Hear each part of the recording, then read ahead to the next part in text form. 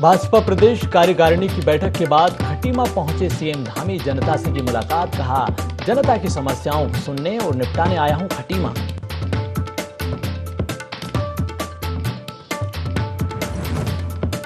आज खटीमा से हरिद्वार पहुंचेंगे मुख्यमंत्री धामी। भल्ला इंटर कॉलेज पर कार्यकर्ताओं को करेंगे संबोधित। यहां से कनखल स्थित जगतगुरु आश्रम भी जाएंगे सीएम।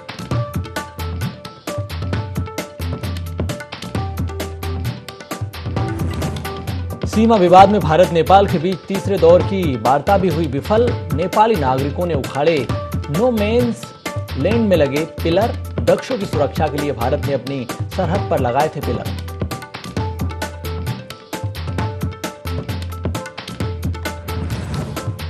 और ऋषिकेश कर्णप्रयाग रेल लाइन निर्माण के दौरान कंपनी की लापरवाही से बड़ा हादसा। निर्माणाधीन टनल में विस्फोट से एक कर्मचारी की मौत। गुस्साए ग्रामीणों ने किया प्रदर्शन। मृतक के परिजनों को 1 करोड़ मुआवजा देने की मांग।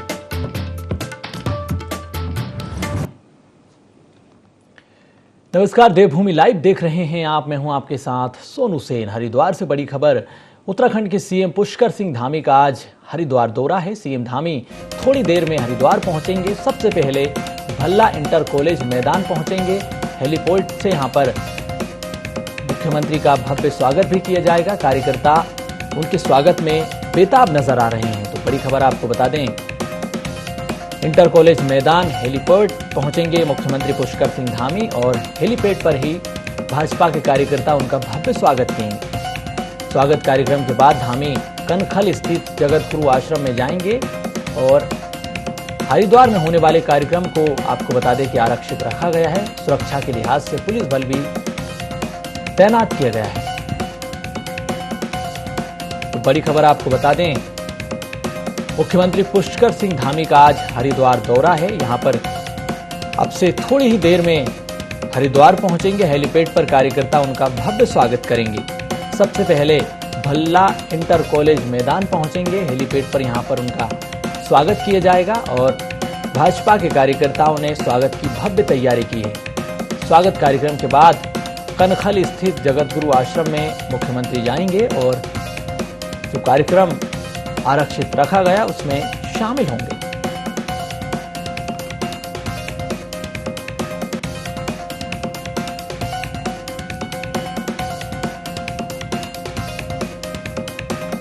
तो बड़ी खबर आपको बता दें, मुख्यमंत्री पुष्कर सिंह धामी जो कि चंपावत उपचुनाव में जीत के बाद कार्यकर्ताओं के बीच जाएंगे। भव्य स्वागत कार्यकर्ता उनका करेंगे।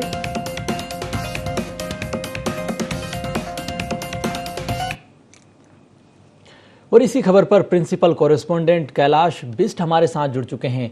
कैलाश जी, सीएम धामी के स्वागत की भव्य तैयारियां हैं, सुरक्षा के पुख्ता इंतजाम हैं, क्या जानकारी? बिल्कुल सोनू, मैं आपको बता दूं कि आज मुख्यमंत्री का प्रस्तावित हरिद्वार दौरा है और कल जिस तरीके से कार्यकारिणी की जो बैठक जब संपन्न हुई थी हल्द्वानी में, उसके बाद वो अपने गृह क्षेत्र खटीमा पहुंच गए थे, जहां पर पहुंचकर उन्होंने जनता से मुलाकात की, जनता की समस्याओं को सुना और ये मैसेज उन्होंने देने की कोशिश की कि जीत के बाद ये दूसरा उनका दौरा था खटीमा का। और खटीमा चूंकि उनका गृह जनपद है, हालांकि चुनाव वहां से हार गए थे, लेकिन उनका जो पैतृक घर है वहीं पर है और वहां पर उन्होंने लोगों की समस्याएं भी सुनी। कुछ अधिकारियों से मुलाकात करते हुए भी अधिकारियों को निर्देश दिए हैं कि जो कोई भी समस्याएं जनता की हैं उन समस्याओं को त्वरित निपटाने की कोशिश की जाए। और आज सुबह 10 बजे वो चलने वाले हैं खटीमा से और 10:50 पर हरिद्वार पहुंचेंगे, जहां पर भल्ला इंटर कॉलेज में पहुंचते ही उनका कार्यकर्ताओं द्वारा स्वागत किया जाएगा। इसके बाद वो यहाँ से कनखल पहुंचेंगे, जहां पर एक आश्रम में उनका निजी कार्यक्रम है। इसको लेकर तमाम सुरक्षा के इंतजाम पूरे किए गए हैं। साथ ही आपको ये भी बता दूं कि आज गंगा दशहरे का पर्व है। गंगा दशहरे के पर्व को लेकर जिस तरीके से हरिद्वार में आज लगातार लाखों की तादाद में श्रद्धालु पहुंच रहे हैं, तो सुरक्षा का इंतजाम और भी यहाँ पर ज्यादा बढ़ जाते हैं। तो इसी लिहाज से इस कार्यक्रम को बहुत ही सुरक्षित यहाँ पर रखा गया है और एहतियात यहाँ पर पूरी तरीके से बढ़ते जा रहे हैं। और क्या क्या कार्यक्रम मुख्यमंत्री के प्रस्तावित हैं?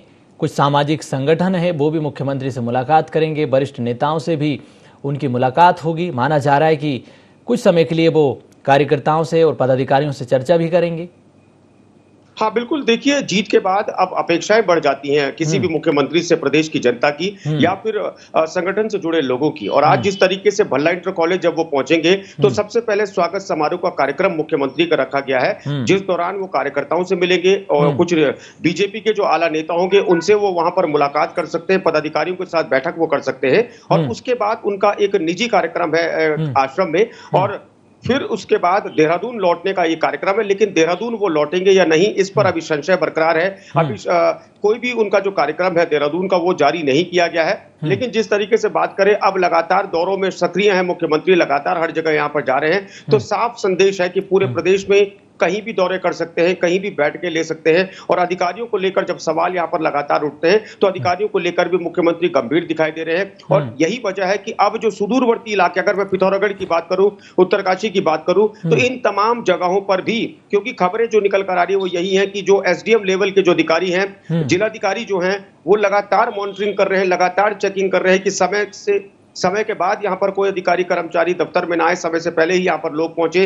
जो कमियां हैं, चाहे डॉक्टरों की कमियां हो, शिक्षकों की कमियां हो, उन कमियों को दूर किया जाए। पानी, ऐसी जो मूलभूत यहाँ पर समस्या है उन पर भी यहाँ पर जो अधिकारियों द्वारा फोकस है, यानी साफ तौर पर इंस्ट्रक्शन है मुख्यमंत्री द्वारा, मुख्य सचिव द्वारा कि त्वरित इन तमाम चीजों पर कार्रवाई की जाए। बिल्कुल, सरकार की योजनाओं को लेकर भी सीएम काफी गंभीर नजर आ रहे हैं और केंद्र सरकार ने भी भाजपा समर्थित जो राज्य सरकारें हैं उनको भी यही निर्देश दिए कि केंद्र और राज्य सरकारों की योजनाओं को जनता तक पहुंचाए। मेन फोकस सरकार की योजनाओं पर होना चाहिए। सरकार की जो जनहित से जुड़ी योजना है, विकास के मुद्दे पर सिर्फ अब भाजपा के नेता प्रवक्ता बात करें। और जिस तरह से जो अनर्गल बातें निकलकर सामने आती है प्रवक्ताओं के द्वारा, बीजेपी के नेताओं के द्वारा, उस पर अब कहीं ना कहीं नकेल कसने की भी कोशिश। यही वजह है कि सरकार की जो जनहित की योजना है उन पर अब फोकस किया जा रहा है। राज्य सरकारों को भी केंद्र सरकार की तरफ से निर्देश दिए गए हैं। बिल्कुल देखिए, अगर मैं कल प्रदेश कार्यकारिणी की बैठक की बात करूं, कल प्रदेश कार्यकारिणी की बैठक में मुख्यमंत्री समेत तमाम सांसद, तमाम विधायक और जो बड़े पदाधिकारी थे वो मौजूद रहे थे। उस बैठक में यही बातें निकलकर सामने आई थी कि जो भी राज्य सरकार की जो योजनाएं हैं उन योजनाओं को हर घर पहुंचाया जाए। केंद्र की जो योजनाएं हैं, 8 वर्ष में जो काम प्रधानमंत्री नरेंद्र मोदी ने किए हैं उन योजनाओं को घर घर पहुंचाया जाए। क्योंकि पहला उद्देश्य तो यह है कि 2024 का चुनाव है, 2024 के चुनाव को सफल बनाने के लिए बीजेपी जाहिर तौर पर यहां पर कोशिश करेगी जीतने की। और वहीं अगर दूसरी बात करें तो जो उत्तराखंड के जो अब जो अधिकारी हैं, उत्तराखंड में जो यहां पर अधिकारियों को भी निर्देशित किया गया है कि आप सरकार की योजनाओं को जन जन तक पहुंचाएं। और सूचना विभाग में भी कल एक बहुत ही महत्वपूर्ण बैठक थी जिसको लेकर जो अभिनव कुमार हैं उन्होंने साफ तौर पर यह निर्देशित किया है सूचना विभाग को कि तमाम यहां पर मीडिया कर्मियों के माध्यम से ये जानकारियां सुनिश्चित की जाएं कि जो भी यहां पर सरकार कर रही है वो योजनाएं घर तक पहुंचे। और सबसे बड़ी बात, जो योजना यहां पर पहुंच रही है वो सही तरीके से पहुंचे और सही जानकारी पहुंचे।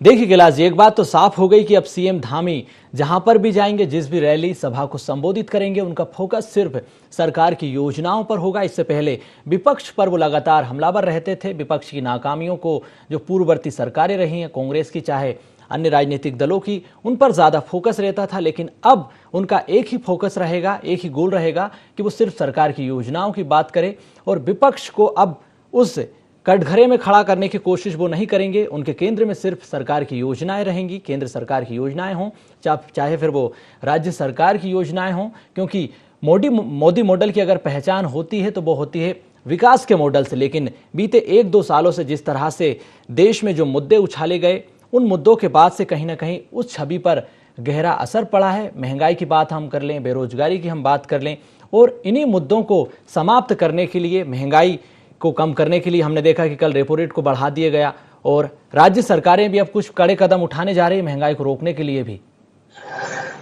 बिल्कुल देखिए, यहाँ पर जो सरकार की जो योजनाएं हैं वो अलग मुद्दा है और जो महंगाई है वो अलग मुद्दा है। और इसमें कोई दो राय नहीं कि महंगाई अपने चरम पर है। लोगों को कई दिक्कतों का सामना करना पड़ता है, चाहे गैस सिलेंडर की बात करें, पेट्रोल की बात करें, खाने से रिलेटेड जो सामान है, यहाँ पर राशन है, सब्जियां हैं, तमाम चीजें यहाँ पर महंगी हैं। और जो निचले तबके के यानी जो गरीब तबके के लोग हैं उनके लिए इस महंगाई से पार पाना मुश्किल है। तो जाहिर तौर पर कहीं ना कहीं जो राज्य सरकारें हैं या फिर जो केंद्र सरकार है उनको इस मामले में एक ठोस निर्णय यहाँ पर लेने की जरूरत है। और यहाँ पर जहां आपने बात की योजनाओं की, तो मैं आपको बता दूं कि वाकई में जो योजनाएं कोई भी सरकार अगर चलाती है तो ये सरकार का दायित्व है, ये फर्ज है, और ये होना भी चाहिए कि अपनी योजनाओं को आप जनता तक जरूर पहुंचाएं। क्योंकि जब यहाँ पर एक गैप होता है, एक गैप के दौरान जो जानकारी लोगों तक पहुंचनी चाहिए वो लोगों तक जानकारी नहीं पहुंच पाती, जिसके कारण सरकार पर आरोप लगते हैं। लेकिन जब सरकार कोई अच्छा काम करती है और वही जानकारी अगर सूचना विभाग के माध्यम से, पत्रकारों के माध्यम से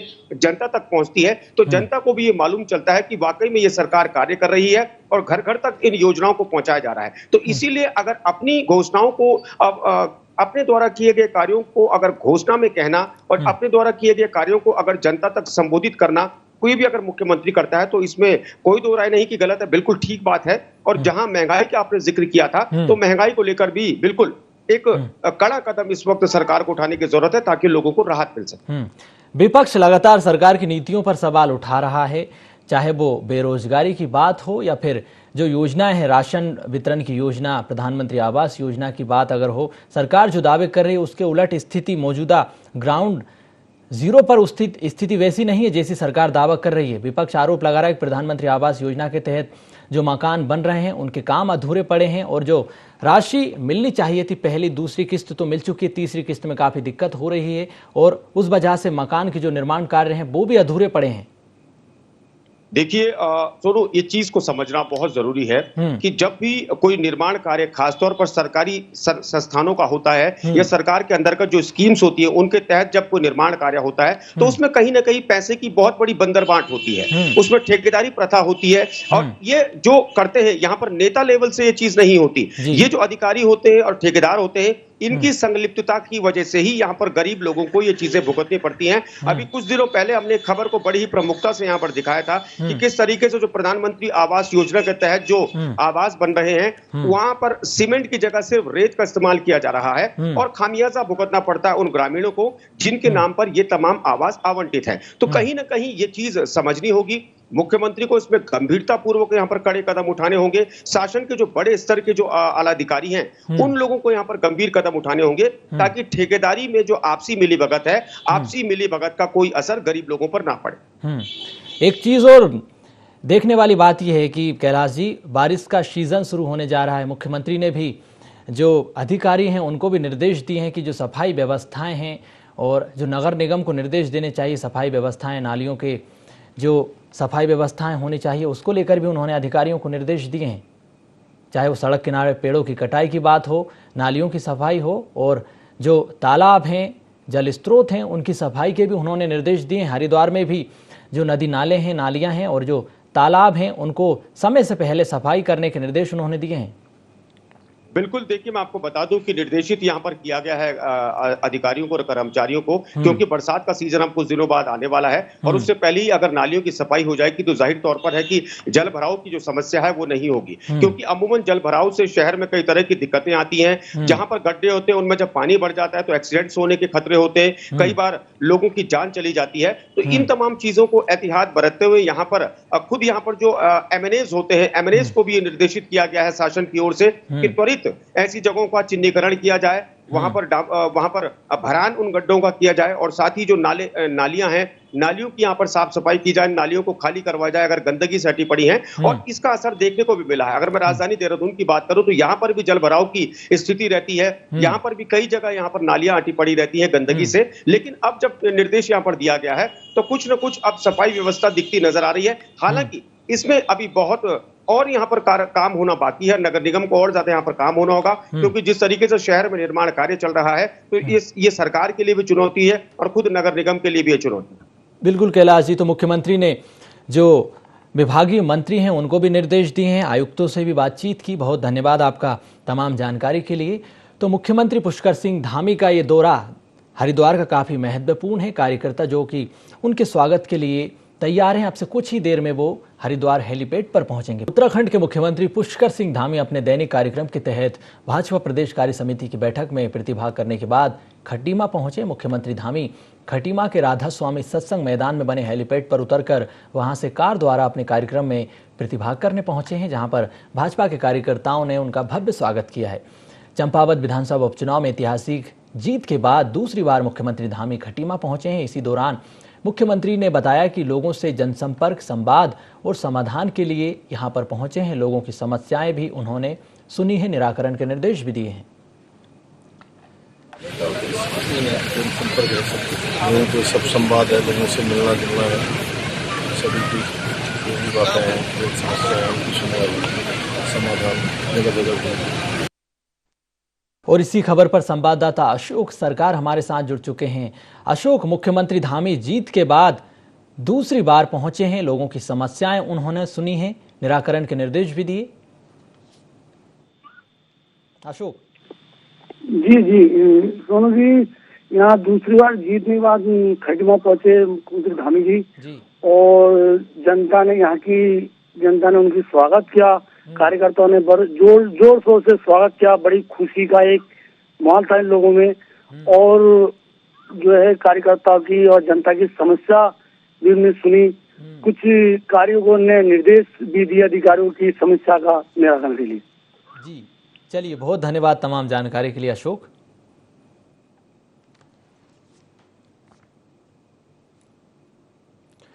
रुड़की में सहारा ग्रुप की बेशकीमती जमीन में धोखाधड़ी कर बेचने का मामला सामने आया। भूमि बेचने का आरोप रुड़की विधायक प्रदीप बत्रा के प्रतिनिधि पर लगा है। आरोप है कि विधायक प्रतिनिधि ने फर्जी आईडी बनाकर जमीन को बेचने और उसे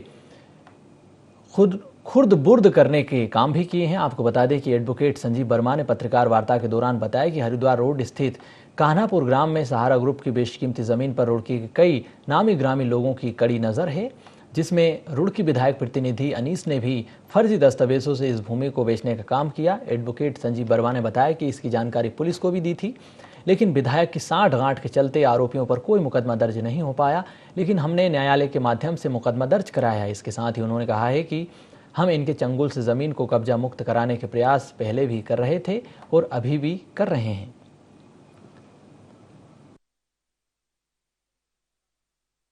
आम जनता की कोई भी सुनने वाला नहीं है, खासकर कोतवाली सिविल लाइन में तो सुन नहीं रहे। गंगनहर कोतवाली में इंस्पेक्टर साहब जो है गरीब आदमियों के सबकी सुन के उन्हें शांत होना चाहिए। कार्रवाई तो अधिकारियों के ऊपर डिपेंड है।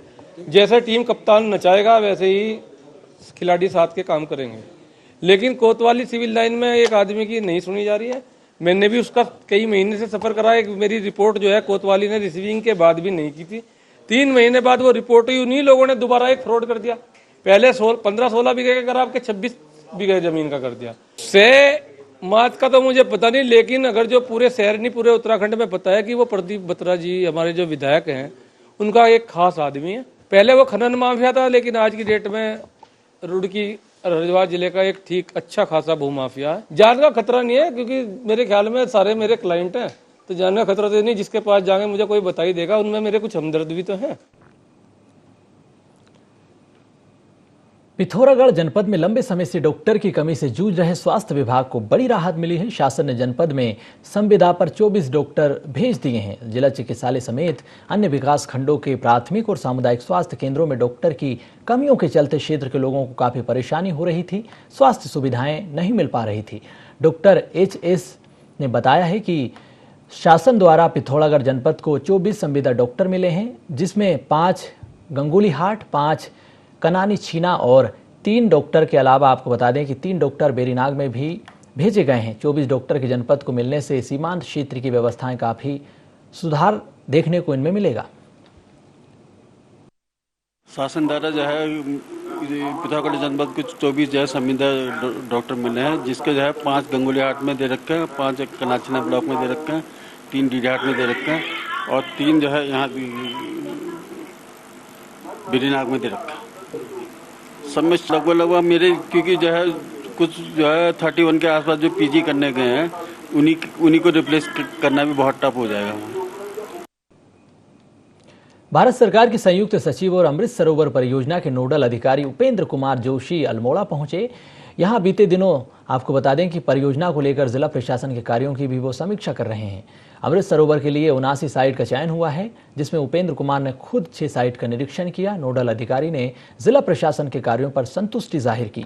साथ ही कहा है कि प्रशासन के पास पहले से कई प्लान तैयार हैं, जिसमें पेयजल संकट से निजात दिलाना भी एक बड़ी चुनौती है और इस प्लान के तहत पेयजल संकट से निजात दिलाई जाएगी। अल्मोड़ा जनपद में काफ़ी अच्छा कार्य अभी तक किया गया है। इन्होंने करीब 110 साइट पहले आइडेंटिफाई की थी, उसको इन्होंने इंटरनली रिव्यू करने के बाद 79 लोकेशंस को फाइनली आइडेंटिफाई किया है, जहाँ पर कि अमृत सरोवर का निर्माण कार्य 1 साल के अंदर और उसके पहले ही पूरा कर लिया जाएगा। यहाँ अमृत सरोवर बनाने में कुछ इश्यूज़ भी हैं, उसको हमने नोट में लिया है अपने, और उसके अकॉर्डिंगली कुछ गाइडलाइन यदि इशू करनी होंगी तो हम करेंगे। बट अच्छी बात है कि ये कार्य हर जगह इनकी जितनी भी साइट्स हैं वहाँ पर शुरू हो गया। 6 साइट तो मैंने ही विजिट की हैं और हर जगह मैंने काम को आगे बढ़ते हुए देखा है। हमने इन्हें निर्देश दिए हैं कि भाई इसकी क्वालिटी एंड पर भी विशेष रूप से ध्यान रखा जाना चाहिए। आज़ादी के अमृत महोत्सव के तहत वित्त मंत्रालय की ओर से पूरे देश में आइकॉनिक सप्ताह मनाया जा रहा है। इसका आयोजन आपको बता दें कि 6 से 12 जून तक किया जाना है।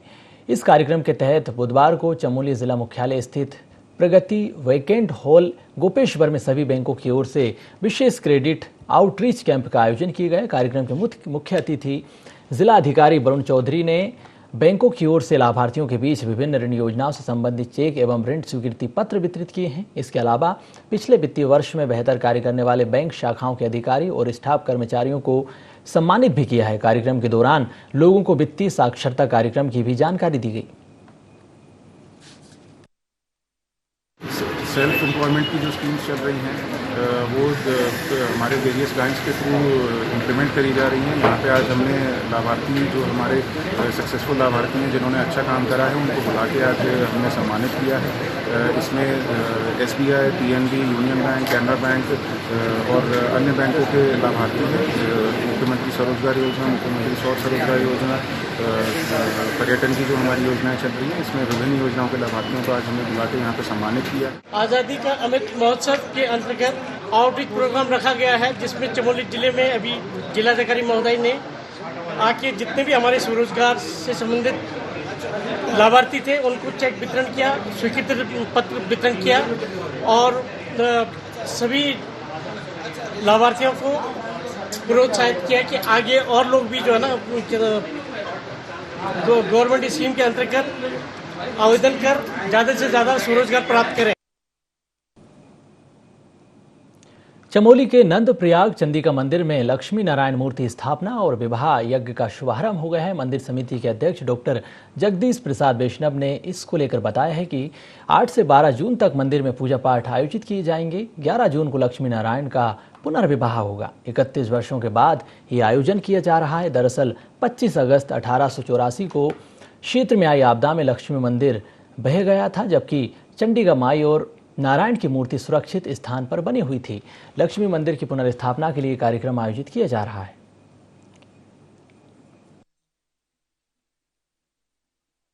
यह मंदिर जो है 138 वर्षों के बाद पुनः लक्ष्मी नारायण मंदिर की लक्ष्मी की मूर्ति की स्थापना होने जा रही है, जिसका भव्य आयोजन आज इस नंद प्रयाग 7 गांवों की सानिध्य में होने जा रहा है। और सर्वप्रथम लक्ष्मी जी की कलश यात्रा, उसके बाद प्रथम दिन से और पंचम दिन तक जो है प्रत्येक दिन प्राण प्रतिष्ठा का कार्यक्रम। पहले दिन जला दिवस, दूसरे दिन अन्ना दिवस, फला दिवस, वस्त्रा दिवस और द्रव्य दिवस, और अधिवास के बाद इसकी प्रतिष्ठा, विवाह, और विवाह के बाद लक्ष्मी नारायण का विवाह और प्रतिष्ठा के बाद जो है यज्ञ, होम एवं ब्रह्मादि पूर्णाहुति एवं ब्रह्म भोजन। यही पहली बार आए, उस समय गौना लेक बोला जाता था। अंग्रेजों ने जब इस गौना लेक को उन्होंने किया तो उस समय जब थोड़ा ये टूटा जो, तो उस समय जो है ये सारे मंदिर नंद प्रयाग, कर्ण प्रयाग, रुद्रप्रयाग, श्रीनगर और यहाँ तक कि ऋषिकेश तक पूरे नदी किनारे जितने भी ये ग्राम बसे हुए थे सब बह गए। उस 138 साल बाद ये 25 अगस्त 1884 में ये बाढ़ आई थी। 138 साल इस मंदिर के बहे हुए हो गए और 138 साल बाद इस मंदिर का यहाँ पर निर्माण किया गया। लक्ष्मी नारायण की मंदिर बहुत पुराना मंदिर है, जो कि 51 मंदिरों में, बद्री केदार के 51 मंदिरों में आता है। और आज मंदिर बनने के बाद यहाँ पे लक्ष्मी जी का मूर्ति स्थापना होगी, प्राण प्रतिष्ठा होगा और लक्ष्मी नारायण जी का शुभ विवाह। दिनेशपुर के Rudra green colony Jaynagar highway पर एक ट्रक ने बाइक को टक्कर मार दी और ट्रक चालक मौके से फरार हो गया, जिसमें आपको बता दें कि बाइक सवार 2 लोगों की मौके पर ही मौत हो गई। खबर मिलते ही दिनेशपुर थाना पुलिस भी मौके पर पहुंची और मृतकों के शवों को पोस्टमार्टम के लिए अस्पताल भेजा है, जांच की जा रही है।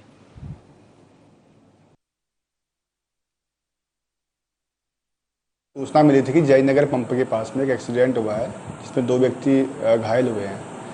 तो मौके पर पुलिस बल जब पहुंचा तो देखा तो 2 व्यक्ति मौके पर ही मर चुके थे और जो ट्रक था, उसका ट्रक का जो चालक था वो ट्रक छोड़ के भाग गया था। ट्रक को मौके पर कब्जे पुलिस लिया गया। शव को बाद आवश्यक कार्रवाई हेतु PM हेतु मोर्चरी भिजवाया गया। अभी इस संबंध में जांच की जा रही है, गलती थी किसकी करके। आसपास जो कैमरे लगे हुए उनको देखा जा रहा है, इससे स्पष्ट की जाएगी। फिलहाल बुलेटिन में इतना ही। मुझे दीजिए इजाजत। आप देखते रहिए IND24।